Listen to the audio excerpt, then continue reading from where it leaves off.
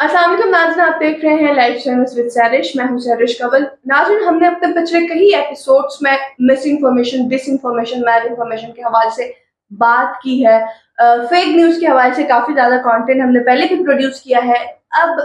ज़रूरत इस अमर की है कि हम कुछ इंसिडेंट जो कि रिसेंटली हुए हैं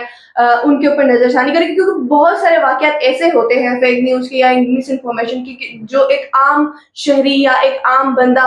शेयर करता है तो उसका शायद इम्पैक्ट इतना ज्यादा नहीं होता। लेकिन जब ऐसी कोई गलती कोई एक प्रोमिनेंट पर्सनालिटी करे या कोई एक ऐसा बंदा या बंदी करे जिसके बहुत सारे फॉलोअर्स हो और उसकी एक क्रेडिबिलिटी भी हो, फिर वहां पे आके बहुत बड़ा एक चैलेंज बन जाता है। जो फेक न्यूज है या जो मिस इन्फॉर्मेशन है आजकल इंटरनेट के दौर में, जब हर बंदे के पास इंटरनेट है, मोबाइल फोन है, तो हर जगह से इंफॉर्मेशन मिल रही होती है, हर जगह से न्यूज भी मिल रही होती है। लेकिन कौन सी न्यूज या कौन सी इंफॉर्मेशन क्रेडिबल है और कौन सी न्यूज आगे शेयर करना चाहिए, किस पे कितनी तहकीक करनी चाहिए, कितना इन्वेस्टिगेट करना चाहिए, ये सब जो है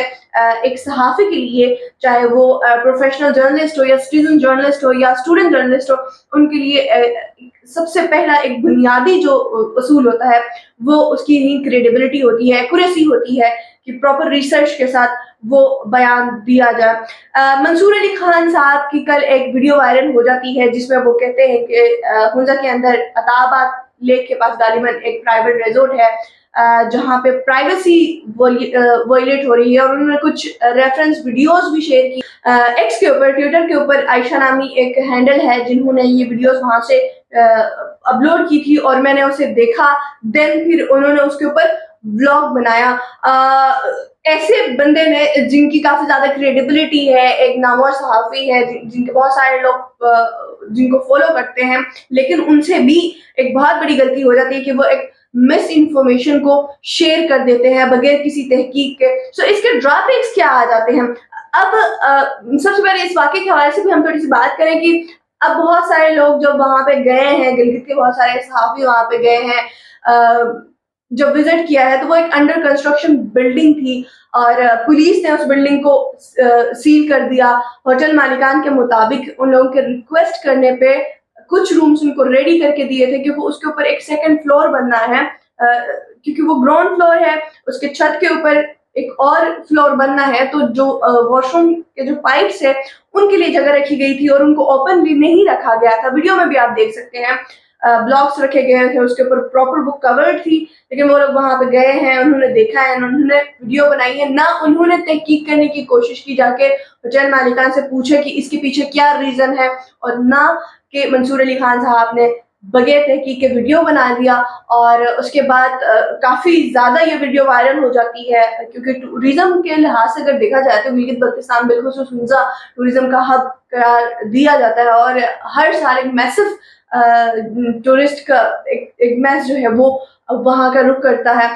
कुछ इसी तरह की कहानियां इससे पहले भी हुई हैं, बगैर तहकीक के कोई भी न्यूज आ जाती है, फिर उसके बहुत मनफी असरात माशरे के ऊपर हो जाते हैं। इससे जो लोग हैं डायरेक्टली तो जाहिर है होटल के मालिकान और होटल इंतजामिया सफर हुए, और इनडायरेक्टली गिलगित बल्तिस्तान की जो टूरिज्म है वो बहुत ज्यादा इससे इफेक्ट हो सकती है। पिछले साल 2023 की बात है, टूरिज्म का सीजन पीक पे था, क्योंकि ये जून जुलाई अगस्त ये 3-4 महीने होते हैं जब वहां पे टूरिज्म का अच्छा खासा फ्लो होता है और लोग उससे अच्छा खासा कमा भी लेते हैं जिनका प्रोफेशन टूरिज्म है। और तब स्कर्दू के अंदर कुछ वाकयात हुए थे और जिससे सोशल मीडिया पर बहुत ज्यादा खबरें आ रही थी कि वहां पे सेक्टेरियन कॉन्फ्लिक्ट बहुत ज्यादा है, तो कोई भी लाइफ थ्रेटन सिचुएशन किसी भी टाइम हो सकती है। तो अच्छा खासा इम्पैक्ट हुआ था वहां पे टूरिस्ट का, और वो वहाँ की जो टूरिज्म है वो डिक्रीज हुई थी। पिछले दिनों चिलास का जो वाकया है उस वजह से फिर जो है टूरिज्म गिलगित बल्तिस्तान की मुतासिर हो रही थी, लेकिन क्योंकि प्राइवेसी के हवाले से ऐसे कोई वीडियो या कोई इस तरह से इंसिडेंट आज तक नहीं हुआ था, और जब इन सब हालात के बाद अब जब ये प्राइवेसी के हवाले से जब ये वीडियोस आ जाती हैं और फिर इस पे एक नामवर सहाफी इसके ऊपर बात करते हैं, खुद ही इस्लामाबाद या लाहौर कराची में बैठ के हुंजा के उस रिजोर्ट के हवाले से बगैर तहकीक के, बगैर किसी को एक कॉल मिला के یا وہاں کسی سے وہ اس کے حوالے سے کنفرمیشن لے سکتے تھے, لیکن انہوں نے کہا شاید نیوز بریک کرنے کے چکر میں یا شاید بٹک گئے تھے, کیونکہ غلطیاں انسان سے ہو جاتی ہے. سو انہوں نے ایک مس انفارمیشن شیئر کر دی, اور اس مس انفارمیشن کی وجہ سے بہت سارے جو لوگ ہیں وہ سہم گئے کہ یہ کیا ہو رہا ہے. منزو کے اندر ایسا ہو سکتا ہے, گلگت بلتستان میں ایسا ہو سکتا ہے. تو لیکن اب کیونکہ اس تصویر کے دوسرے رخ بھی سامنے آ رہے ہیں کہ نہیں جی ویڈیو اب کیونکہ تصویر کا دوسرا رخ بھی سامنے آ رہا ہے کہ بلڈنگ جو تھی وہ انڈر کنسٹرکشن تھی. لوگوں نے وہاں جا کے ویڈیوز بنا کے بھی دکھایا, ہوٹل انتظامیہ کی بھی انٹرویو سوشل میڈیا پہ ابھی آ رہی ہیں. یہاں پہ بات ایک اور ہے, وہ یہ ہے کہ شاید اب جو ویڈیوز بن رہی ہیں کہ یہ مس انفارمیشن تھا, پراپر ریسرچ کے بغیر جو ہے نیوز بریک ہوئی, اس کا شاید امپیکٹ کم ہو یا اس کی ریچ کم ہوگی. کیونکہ ہمیشہ جو چیز ہوتی ہے جو غلط ہوتی ہے یا جس کو نیگیٹولی پورٹری کیا جاتا ہے, یا ہم کہہ سکتے ہیں دانستہ طور پہ یا نادانستہ طور پہ, اگر فیک نیوز ایک دفعہ آ جاتی ہے تو وہ اس کی ورڈ زیادہ ہوتی ہے, اس کی ریچ زیادہ ہوتی ہے ایز کمپیئر ٹو کہ اس کے بعد فیکٹ چیک ہوتا ہے اور وہ جو صحیح خبر آتی ہے تو اس کی ریچ جو ہے وہ تھوڑی سی کم ہی دکھائی دیتی ہے. اسی طرح کے بہت سارے واقعات ماضی میں بھی دیکھے گئے, جو کہ کہا گیا تھا کہ کووڈ کا ویکسین نہ لگوائے, ویکسین لگوائیں گے تو اس کے 2 سال بعد جو ہے انسان مر جائے گا.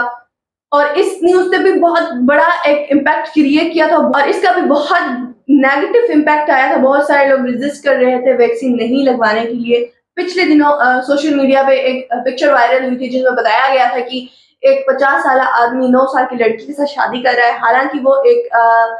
سندھ یا غالباً پنجاب کے کسی گاؤں کی تھی جہاں پہ ایک ہندو کمیونٹی جو ہے وہ اپنی فیملی کے ساتھ انہوں نے اسلام قبول کیا تھا. تو مسجد کے اندر کی ایک پکچر تھی, اس کو اس طرح سے نیگیٹو ایک رنگ دے کے وائرل کرایا گیا. ریسنٹلی ٹک ٹاک کے اندر ایک لڑکا اور لڑکی کو ان کی ویڈیو وائرل تھی کہ ان دونوں کو قتل کیا گیا,